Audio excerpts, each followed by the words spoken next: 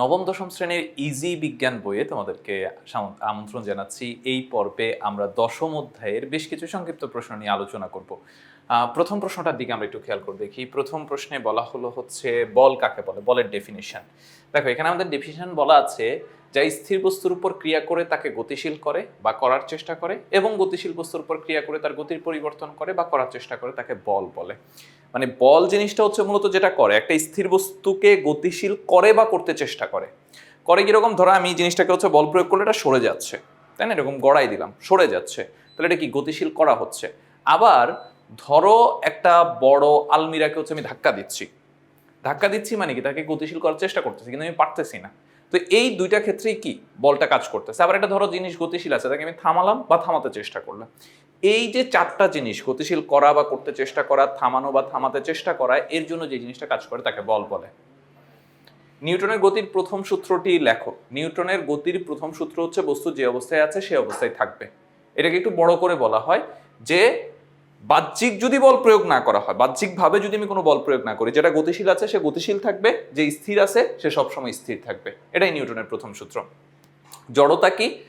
জড়তা হচ্ছে কোনো বস্তু যে অবস্থায় আছে সে অবস্থায় থাকবে। যে মানে একটা জিনিস ঘুরতেছে সে ঘুরতে থাকবে, একটা জিনিস হাঁটতেছে সে হাঁটতেই থাকবে, একটা জিনিস থেমে আছে সে থেমেই থাকবে, এই জিনিসটাই জড়তা। কোনো একটা বস্তু তার যেই ধর্মের কারণে বস্তু যে অবস্থায় আছে সবসময় সে অবস্থায় থাকতে চায়, তাকে জড়তা বলে। ভরবেগ কাকে বলে? এটা খুব সিম্পল, ভর আর বেগের গুণফলকেই ভরবেগ বলা হয়। 10 নিউটন বল কাকে বলে? এটা একটু এইভাবে খেয়াল করি। বল নির্ণয়ের সূত্র হচ্ছে F সমান ma, ঠিক আছে। এই যে এম আর এ, এই দুইটা গুণফল 10 হইলেই সেটাকে আমরা 10 বলি। তো এটা কেমনে হইতে পারে? ধরো 2 ইন্টু 5 এইভাবে হইতে পারে, বা 10 ইন্টু 1 এইভাবে হইতে পারে, 5 ইন্টু 2 এইভাবে হইতে পারে, 1 ইন্টু 10 এইভাবে হইতে পারে, যে কোনো ভাবেই হইতে পারে, তাই না? তো আমরা জাস্ট এটাকেই সংজ্ঞায়িত করবো, যে কোনো একটা ভাবে বললে হলো যে 2 কেজি ভরের বস্তুর উপর যেই পরিমাণ বল প্রয়োগ করলে 5 মিটার পার সেকেন্ড স্কয়ার ত্বরণ সৃষ্টি হবে তাকে আমরা 10 নিউটন বলবো। অথবা বলতে পারবো 10 কেজি ভরের কোনো বস্তুর উপর যেই পরিমাণ বল প্রয়োগ করলে 1 মিটার পার সেকেন্ড স্কয়ার ত্বরণ সৃষ্টি হবে তাকে 10 নিউটন বলবে। অথবা 5 কেজি ভরের বস্তুর উপর যেই পরিমাণ বল প্রয়োগ করলে 2 মিটার পার সেকেন্ড স্কয়ার ত্বরণ সৃষ্টি হবে তাকে আমরা 10 নিউটন বলবো। মানে দুইটা জিনিসের গুণফল 10 হবে, তখন আমরা বলবো এত কেজি ভরের উপর যেই পরিমাণ বল প্রয়োগ করলে এত মিটার পার সেকেন্ড স্কয়ার ত্বরণ সৃষ্টি হবে, তাকে আমরা 10 নিউটন বলবো। নিউটন কি? নিউটন হচ্ছে বলের একক, বিজ্ঞানীর নাম না, এই ক্ষেত্রে নিউটন বলের একক বোঝানো হচ্ছে। নিউটনের দ্বিতীয় সূত্রটি লেখো। নিউটনের দ্বিতীয় সূত্রটি হচ্ছে একটা বস্তুর ভরবেগের যে পরিবর্তনটা হবে সেটা তার উপর প্রযুক্ত বলের সমানুপাতিক। মানে কোন একটা জিনিসের উপর ভরবেগ তো একটু আগে পড়ে আসলাম, ভর আর বেগের গুণফল। একটা বস্তুর উপর যত বেশি বল প্রয়োগ করা হবে তার ভর আর বেগের গুণফল তত বেশি হবে। এইটাকেই বলা হচ্ছে যে কোনো বস্তুর ভরবেগের পরিবর্তনের হার এর উপর প্রযুক্ত বলের সমানুপাতিক। মানে প্রতি সেকেন্ডে ভরবেগ কি পরিমাণ পরিবর্তন হচ্ছে এটা নির্ভর করবে তাকে কি পরিমাণ বল প্রয়োগ করা হচ্ছে। ত্বরণ কাকে বলে? বেগ বৃদ্ধির হারকে ত্বরণ বলে, বা বেগের পরিবর্তনের হারকে ত্বরণ বলে।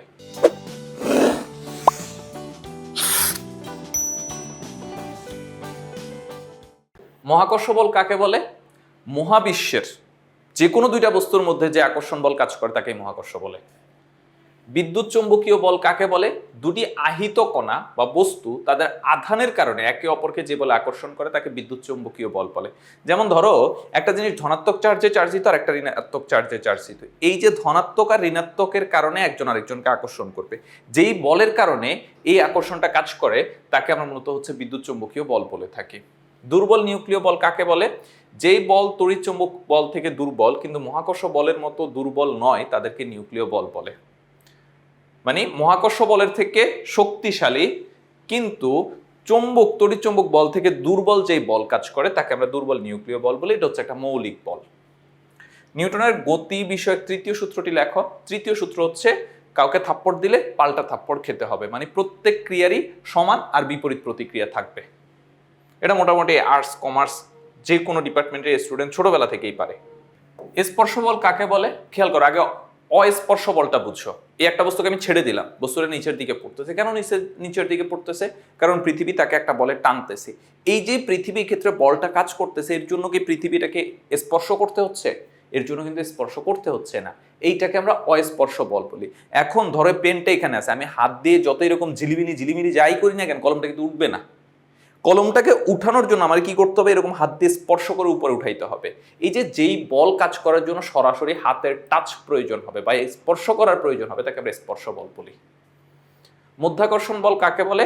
একটা হচ্ছে মহাকর্ষ আর একটা হচ্ছে মধ্যাকর্ষণ। মহাকর্ষ মানে হচ্ছে মহাবিশ্বের যে কোনো দুইটা বস্তুর মধ্যে যে আকর্ষণ তাকে মহাকর্ষ বলে, আর মধ্যাকর্ষণ হচ্ছে পৃথিবী আর অন্য বস্তুর মধ্যে যে আকর্ষণ তাকে মধ্যাকর্ষণ বল বলে। অভিকর্ষজ বল কাকে বলে? সেম প্রশ্ন, কোনো বস্তু এবং পৃথিবীর মধ্যকার আকর্ষণ বলকে অভিকর্ষজ বল বলে। এখানে একটু ভিন্নভাবে মধ্যাকর্ষণের ডেফিনেশনটা দেওয়া আছে যে মহাবিশ্বের সকল বস্তু এদের ভরের দরুন পরস্পরের উপর বল প্রয়োগ করে, একে অপরের দিকে নিজের দিকে টানে, এই টানকে বলা হয় হচ্ছে মধ্যাকর্ষণ বল, যদি এটা পৃথিবী তার নিজের দিকে টানকে বোঝানো হয়। আবর্ত ঘর্ষণ কাকে বলে? কোনটা জিনিস গড়াই গড়াই চললে, একটা ফুটবল গড়িয়ে দিলাম, একটা চাকা গড়িয়ে গড়িয়ে চলতেছে, এই গড়াই গড়াই চলার সময় যে ঘর্ষণটা কাজ করে তাকে আবর্ত ঘর্ষণ বলে। স্থিতি ঘর্ষণ কাকে বলে? দুটি বস্তু একে অন্যের সাপেক্ষে স্থির থাকা অবস্থায় যে ঘর্ষণ অনুভব করে তাকে স্থিতি ঘর্ষণ বলে। সে ফর এক্সাম্পল, আমি এখানে হাতের উপর হাত রাখলাম, এই সময় দুইটা হাতের মাঝখানে একটা ঘর্ষণ কাজ করতেছে না, এই ঘর্ষণটাকে, অর্থাৎ দুইটা স্থির বস্তুর মধ্যে যে ঘর্ষণটা কাজ করে তাকে স্থিতি ঘর্ষণ বলে। স্থিতি ঘর্ষণ যদি বুঝো তাহলে গতি ঘর্ষণ নিশ্চয়ই বুঝবা, যে একটি বস্তু সাপেক্ষে অন্য বস্তু যখন চলমান হয় তখন যে ঘর্ষণ তৈরি হয় তাকে গতি ঘর্ষণ বলে। বল বিয়ারিং কি? বল বিয়ারিং হলো স্টিলের ক্ষুদ্র বল যা গতিশীল যন্ত্রগুলোর মাঝে ঘর্ষণ কমানো এবং গতি সহজ করার জন্য ব্যবহৃত হয়। দেখবে এরকম একটা জিনিস আছে, এই যে এরকম একটা জিনিস আছে, এইটাকে মূলত হচ্ছে বল বিয়ারিং বলা হয়। এটা হচ্ছে কি, কোনো জিনিসকে গতিশীল করার জন্য হচ্ছে ব্যবহার করা হয়ে থাকে। তো এই ছিল আমাদের সংক্ষিপ্ত প্রশ্নের আলোচনা। পরবর্তী পর্বে আমরা অনুধাবন প্রশ্নগুলো নিয়ে আলোচনা করব। তোমরা যারা এখনো ইজি বিজ্ঞান বই সংগ্রহ করনি খুব দ্রুত সংগ্রহ করে ফেলবে।